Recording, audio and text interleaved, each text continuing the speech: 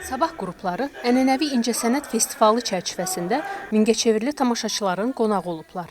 Zəfər gününə həsr olunan və xalqımızın böyük ədiblərindən biri Cəfər Cabbarlının dönüş tamaşası Mingəçevir Dövlət Dram Teatrında nümayiş olunub. Festivalın əsas məqsədi regionlarda teatr mədəniyyətini təbliğ etmək, gənclər arasında teatr mədəniyyətini formalaşdırmaqdan ibarətdir. Qeyd edək ki, Azərbaycan Mədəniyyət və İncəsənət Universitetinin, eləcə də sabah qruplarının 3-cü və 4-cü kurs aktyor sənəti tələbələrinin ifasında oynanılan tamaşanın rejissoru İradə Gözəlovadır. Ən böyük təşəkkürüm Təhsil Nazirliyinə ki, belə bir qastrol səfəri bizə təşkil elədilər. Çünki birinci biz Gəncə şəhərində idik, indi Mingəçevir şəhərinə gəldik. Təbii ki, Sabah qrupunun rəhbərliyinə təşəkkür eləyirəm və bizim çox sevdiyimiz Mədəniyyət İncəsənət Universitetinə. Yəni belə bir uşaqlar üçün, gənc istedadlar üçün elə bir praktik bir qastrollar təşkil eləyirlər ki, onlar həm özlərini yoxlayırlar aktyor kimi. Çünki onlar gəncdirlər, yeni başlayırlar bu yolu. Həm də ki, tamaşaçılarla üç-səyətə girirlər.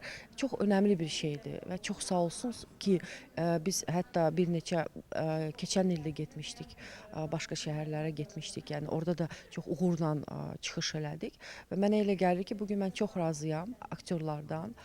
Tapşırıqlarımı yerinə yetirdilər və nə deyə bilərəm, yəni Mingəçevir şəhəri həmişəki kimi bizi çox xoş qəbul elədi. Cəfər Cabbarlı yaradıcılığının nümunəsi olan bu tamaşa teatrın gələcəyi ilə keçmişi arasında alovlanan mübarizəni özündə əks etdirir.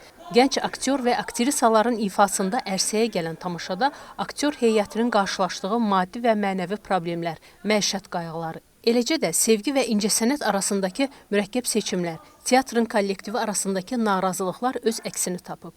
Təbii ki, son nəticədə teatr heyətinin incəsənətə, teatra olan sevgisi bütün daxili intriqaları üstələyir. Cəfər Cabbarın dönüş əsərində oynadığım Gülsabah rolu mənim ilk oynadığım roldur.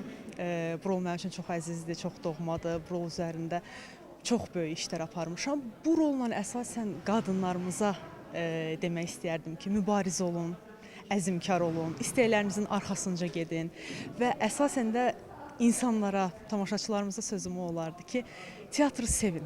Çünki teatr da sizi sevir, teatrın aktyorları da sizi sevir və biz tamaşaçılar üçün çalışırıq. Bu tamaşada mən xalq artisti, ümumiyyətlə Azərbaycan Dövlət xalq artisti obrazı, Xos Məmməd Qeybov obrazını canlandırıram. Obrazın mənə verdiyi xüsusiyyətlər və məndən ona qatdığım xüsusiyyətlər çox təsir eləyir. Necə deyərlər, cavanlara yol vermək lazımdır tamaşadan istat gətirsəm. Çünki indiki nəslimizin teatra olan marağının artırılması üçün və bunun daha da inkişafı üçün bu tamaşa bariz nümunədir.